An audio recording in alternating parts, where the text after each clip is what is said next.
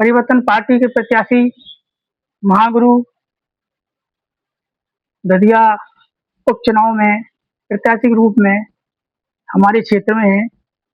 उन महागुरु से आपको रूबरू कराते हैं कि दतिया में चुनाव में आकर के उनके मन में विचार उत्पन्न हुआ कि दतिया में आए, चुनाव में अपने प्रत्याशी को उतारें। और उस परिचर्चा में महागुरु जी से मैं मिलाता हूँ। दोस्तों, सर ये बताइए आप कि पहले तो आप अपना हमारे दर्शकों को अपना नाम और परिचय कराएं। मैं जगत गुरु आचार्य देव मुरारी बापू। हम दतिया विधानसभा उपचुनाव में हमारी परिवर्तन पार्टी ऑफ इंडिया के प्रत्याशी बालकृष्ण विश्वकर्मा जी को उतारे हैं और हम लोगों को चुनाव चिन्ह सिटी मिला है जो ईवीएम में 6 नंबर खाने पे बटन है। और हम लोग लगातार क्षेत्र में प्रचार कर रहे हैं और जनता में एक विकल्प के रूप में हम लोगों को देखा जा रहा है। हमारी पार्टी हमारे प्रत्याशी को देखा जा रहा है। हमारे प्रत्याशी के अंदर कोई अवगुण नहीं है और किसी प्रकार का कोई आपराधिक इतिहास नहीं है। भाजपा और कांग्रेस में लगातार लोग ब्लेड लगा रहे हैं और एक दूसरे के खिलाफ भी लोग बयानबाजी कर रहे हैं। और हम ये कहना चाहते हैं कि जो हम लोग चर्चा करते आए हैं और कई चैनलों को, अखबार वालों को हमने बोला है कि भाजपा में गुंडागिर्दी चरम सीमा पर है। आप देखें, नरोत्तम मिश्रा का टिकट कटने के बाद सड़कों पे जो गुंडागिर्दी का नजारा देखने को मिला, चुनाव को पूरी तरह प्रभावित करने का, डराने धमकाने का जो माहौल देखने को मिला। आज साथ ही जो भाजपा के एक मंत्री हैं राकेश शुक्ला, जिन्होंने एक भाजपाई कार्यकर्ता को उकसाया और उससे कहलवाया, जो कह रहा है कि हम जो भाजपा को वोट नहीं देगा उसको हम डंडे के दम पर डंडे से मार पीट करके वोट लेंगे। और मंत्री राकेश शुक्ला उसको शाबाशी दे रहे हैं। इसका मतलब इनकी मंशा चुनाव को प्रभावित करना, इनकी मंशा वोटरों को डराना धमकाना। हम दतिया के जितने भी वोटर हैं सबको स्पष्ट कर रहे हैं, डरने की जरूरत नहीं है, किसी से डरने की जरूरत नहीं है। आपके पास विकल्प है। इन लोगों से अगर आप सामना नहीं कर सकते तो परिवर्तन पार्टी की जो सिटी चुनाव चिन्ह है उस पर मोहर लगा करके आप बदला ले सकते हैं। ऐसे लोगों को सत्ता से बाहर करें, जो भ्रष्टाचारी हैं, जो गुंडे हैं, बदमाश हैं। ऐसे लोग कभी क्षेत्र का विकास नहीं कर सकते। इन लोगों ने केवल अपना पेट भरा है और अपनी प्रॉपर्टी बनाई है, होटल बिल्डिंगें बनाई हैं। ऐसे लोगों के खिलाफ आप लोग केवल आज अब मौका मिला है, आने वाली 30 जुलाई को जब वोट डाला जाएगा तो परिवर्तन पार्टी ऑफ इंडिया की जो बटन वाली ईवीएम में 6 नंबर पर जो मोहर है उस पर लगा करके हमारे प्रत्याशी को भारी मतों से विजय बनाए। और हम क्षेत्र में जहां भी जा रहे हैं लोगों का एक हमारे लिए बहुत बड़ा समर्थन मिल रहा है और हमारा चुनाव चिन्ह सीटी को बजा करके हमारे साथ समर्थन दे रहे हैं।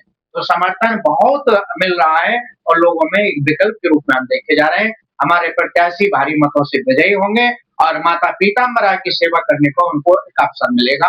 और क्षेत्र की जनता से भी हम कहना चाहते हैं, माँ पीताम्बरा के चरणों में एक ऐसा सेवक दीजिए जो क्षेत्र का विकास कर सके। जय पीताम्बरा माँ। इस विषय पे भी बात कर लेते हैं कि महाराज जी, राजनीति में साधु संत को आने का क्या महा उद्देश्य रहा है?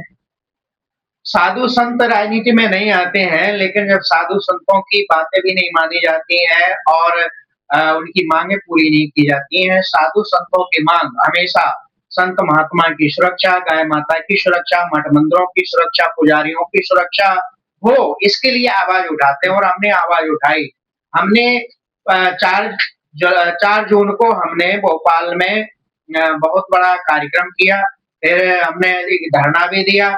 5 जुलाई को हमने मुख्यमंत्री आवास घेरने का काम किया जब संतों की मांग नहीं मानी गई, सुना नहीं गया। उसके बाद भी मुख्यमंत्री ने संतों से मिलना उचित नहीं समझा, हमारी मांगों को मानना उचित नहीं समझा। तो संत समाज इन मांगों को लेकर आज प्रदेश भर में सरकार से नाराज है, भाजपा से नाराज है।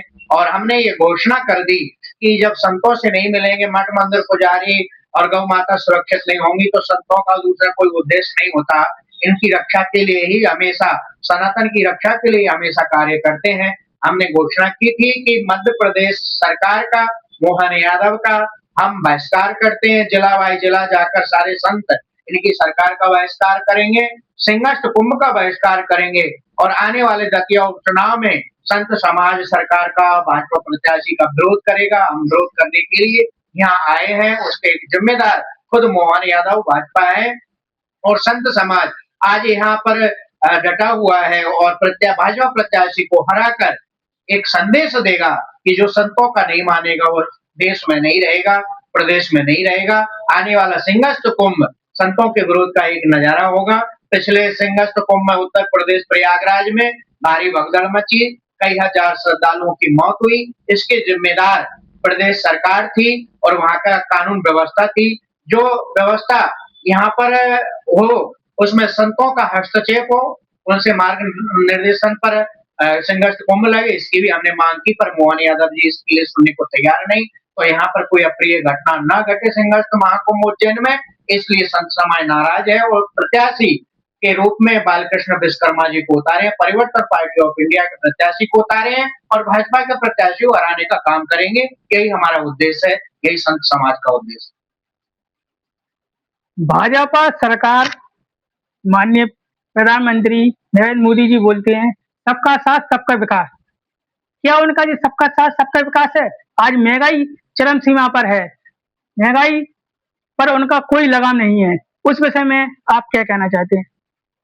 देखिए, महंगाई तो हमारे प्रधानमंत्री नरेंद्र मोदी जब 2014 में आए थे, कह रहे थे हमको 100 दिन दो, हम महंगाई डीजल पेट्रोल गैस की कम करेंगे, आम जनता के लिए एक राहत की सांस मिलेगी, उनको 2 रुपए कमाने की व्यवस्था होगी, उनके लिए घर होगा, स्मार्ट सिटी होंगी।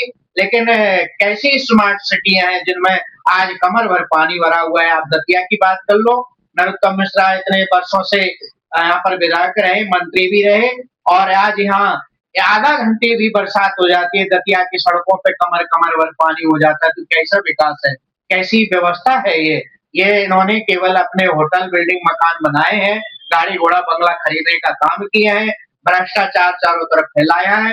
ये भ्रष्टाचार का इन्होंने विकास किया है, इन्होंने अपनी संपत्ति का विकास किया है, इन्होंने गुंडे बढ़ाए हैं, गुंडों का विकास किया है। तो ऐसा विकास दतिया की जनता को नहीं चाहिए, उनको साफ सुथरे ईमानदार प्रत्याशी की जरूरत है, जो हम अपनी पार्टी के रूप में यहाँ पर लेकर के आए हैं।